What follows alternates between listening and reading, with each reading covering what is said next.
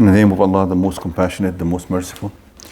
We will continue with the revision of the verses that we had already discussed from chapter 2 of the Quran. We had reached in a detailed explanation to verse number 74, but we had gone back to read from Tafsir al-Mawardi, and yesterday we completed verse number 63. Today we'll keep going.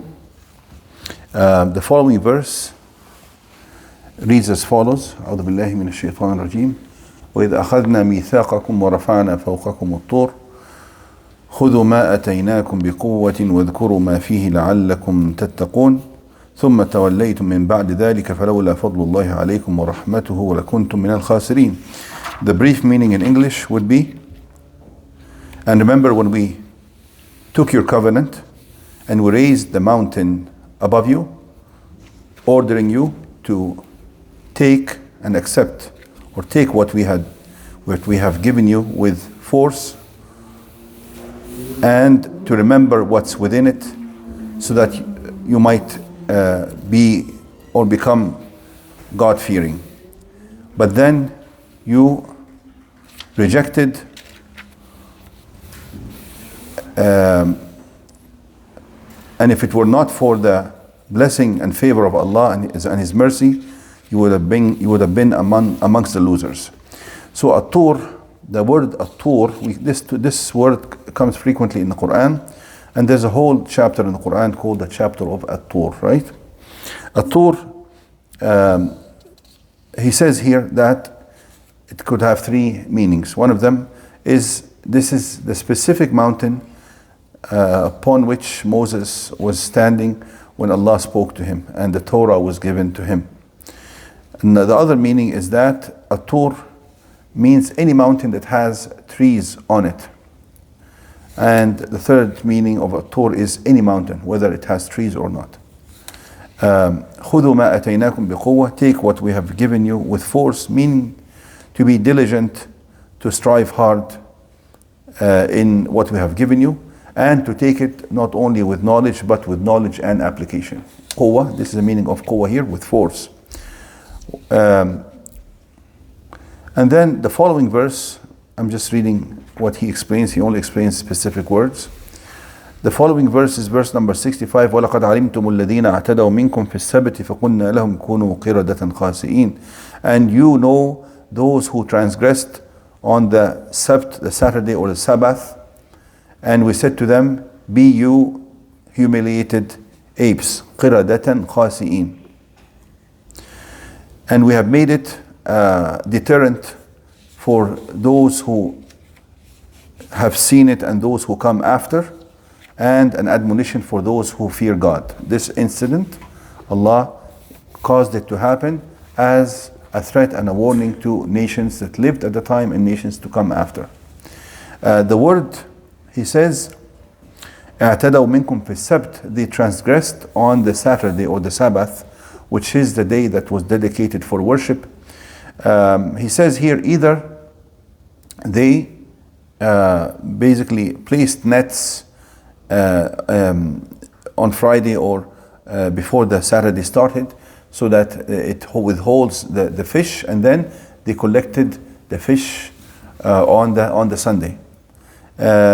Or they actually fished directly on the Saturday. He says here the Sabbath is, or the Sabt is well known. This is the day that comes after Friday.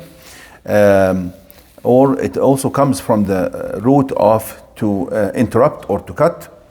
And it also refers to, in Arabic, it has the meaning or the connotation of calm and quiet and peace and rest.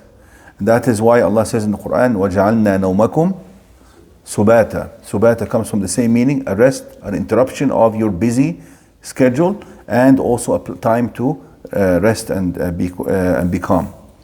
فَقُلْنَا لَهُمْ كُونُوا قِرَدَةً خَاسِئِينَ. We said to them, become or be humiliated apes. Now, scholars have said about this incident that either that they were transformed physically into apes. That's one opinion. The other opinion is that they behaved Or Allah said, is this, if you want to live like, like apes or animals that never understand Allah's commandments and have no desire for the higher values, then you can live the way that you want. And this kind of quality or behavior became even more entrenched in their hearts. You follow?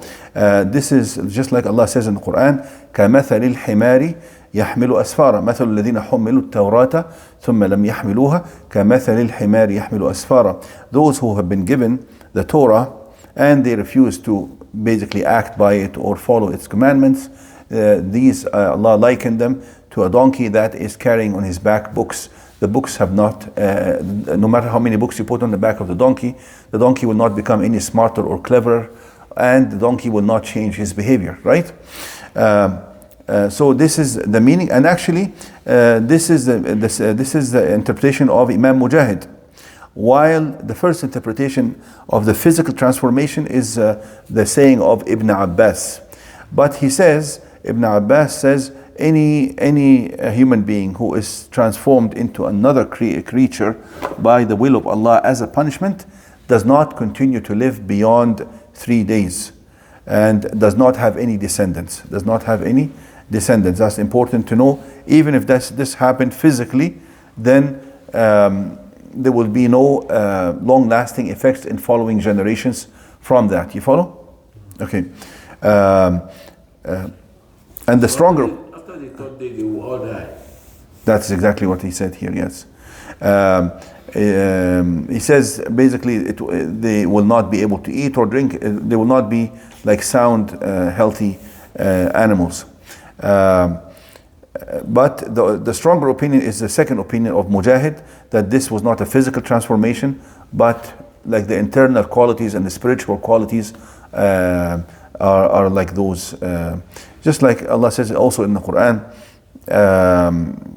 فَمَثَلُهُ كَمَثَلِ الْكَلْبِ إِن تَحْمِلْ عَلَيْهِ يَلْهَثْ. Also another likening someone who chooses the worldly desires over the verses of Allah after knowing well the verses of Allah and having understood it and followed it, and then leaving all this to follow worldly desires. Allah says, كَمَثَلِ الْكَلْبِ إِن تَحْمِلْ عَلَيْهِ يَلْهَث. He likened that person to the dog, right? كُونُوا قِرَدَةً خَاسِئِينَ. خاسئين, the word خاسئين is mentioned in the Quran in other verses like اخسأوا فيها ولا تكلمون. الخاسئ المبعد. خاسئين means distant, cast away, or خاسئين means humiliated. أذلاء صاغرون. It could have this meaning or could have that meaning. Finally, the verse ends. This is where we will stop today. فجعلناها نكالا لما بين يديها وما خلفها. The word نكالا means a deterrent. An example or a deterrent. لما بين يديها وما خلفها. يديها وما خلفها means for what is in front of it and what is behind it. ما بين يديها, these are the yadayn, the hands. What's in front, ما خلفها, what's behind. So this expression ما بين يديه وما خلفه comes frequently in the Quran. لا يأتيه الباطل من بين يديه ولا من خلفه. You'll find that repeated in the Quran. So basically, what's between the hands, what ما بين يديها, is what is present or what is apparent, because this is what you're seeing. ما خلفها is what is still to come or what is distant, which you do not see. You follow? So this is how you should understand it. So ما بين يديها means, وما خلفها means, ما بين يديها would be the nations that are living close, who lived at that time, who would witness that event. ما خلفها are the nations to come that will hear about this event and will take heed from it as well. You follow? Now, ما بين يديها وما خلفها could also means he's referring to the sins or the transgressions. ما بين يديها وما خلفها means the sins that they are ما بين يديها. Here he says ما بين يديها ما مضى من خطاياهم. He says the sins that have already been committed in the past, which are very clear in front of them. وما خلفها means the sin that they committed at that time, which is the transgression in the Sabbath, which led to this destruction. We'll stop here. There's a word, bead and apes and khanzir.